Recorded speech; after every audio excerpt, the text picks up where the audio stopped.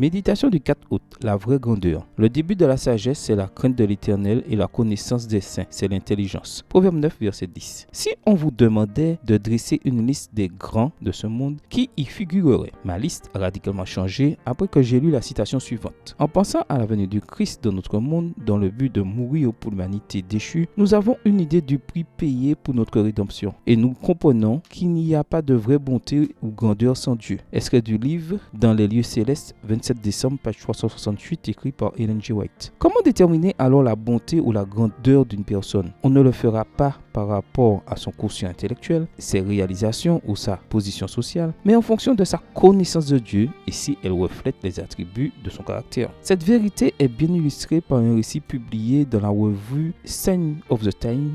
À la fin de son sermon, un évangéliste invita publiquement les gens à se donner à Jésus. Parmi ceux qui s'avancèrent se trouvait une femme riche qui, à la surprise de tous, demanda au prédicateur l'autorisation de parler. « Je suis venu devant », commença-t-elle, non pas à cause de l'excellent sermon du pasteur, mais à cause du sermon que j'ai vu chaque jour dans la vie de la femme assise à côté de moi. C'est une humble blanchisseuse, mais pendant toutes les années où elle a été à mon service, elle a été irréprochable. Jamais un mot dur n'est sorti de sa bouche et son visage n'a jamais montré une seule expression de mécontentement, bien qu'elle ait eu des raisons d'être contrariée. Je suis désolé de dire que je me suis souvent moqué de sa foi enfantine, mais c'est elle qui a apporté une lueur d'espoir à mon cœur affligé quand ma fille est morte. Assise, la blanchisseuse écoutait avec étonnement. Il y a dans la vie de cette femme, continua la dame, un beau magnétisme qui m'a attiré au Sauveur et qui a créé dans mon cœur le désir de l'aimer et de le suivre. Quand elle eut fini de parler, l'évangéliste demanda à la blanchisseuse de s'avancer. J'ai le plaisir de vous présenter, dit-il, la véritable prédicatrice de ce jour. Sans s'en rendre compte, elle avait prêché par son exemple le sermon le plus puissant, celui d'un caractère semblable à celui du Seigneur Jésus. Sans nul doute, sa vie était une lettre de Christ écrite, non avec de l'encre, mais avec l'esprit du Dieu vivant. 2 Corinthiens 3, verset 3. Avez-vous rêvé d'être grand un jour? Ne rêvez plus. Laissez l'amour de Dieu s'emparer de votre cœur. Prière. Père céleste, que ma plus grande richesse soit aujourd'hui et toujours un caractère comme celui de ton Fils bien-aimé. Bonne journée à vous et que le Seigneur vous bénisse.